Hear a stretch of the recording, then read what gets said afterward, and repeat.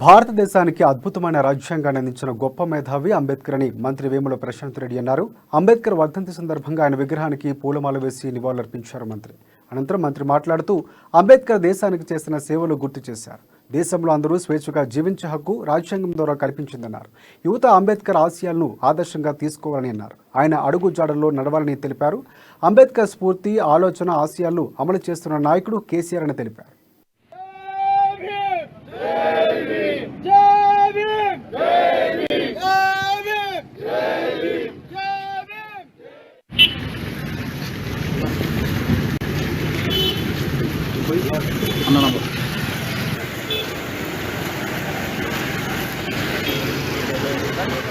ముఖ్యమంత్రిగా ఉన్నప్పుడు వారు చేయలేనటువంటి సంక్షేమ కార్యక్రమాలు ఇవాళ దళితుల కోసం, బడుగు బలైన వర్గాల కోసం ఇవాళ కేసీఆర్ గారు ఇక్కడ చేస్తూ ఉన్నారు.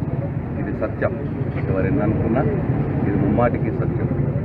అంతేకాదు, అంబేద్కర్ గారిని చాలా ఔన్నత్యంగా, చాలా గొప్పగా తెలంగాణ రాష్ట్రం గౌరవిస్తున్నది అని చెప్పడానికి నిదర్శనంగా ఇవాళ తెలంగాణ రాష్ట్రం యొక్క సెక్రటరియట్ భవనానికి డాక్టర్ బిఆర్ అంబేద్కర్ గారి పేరు పెట్టడం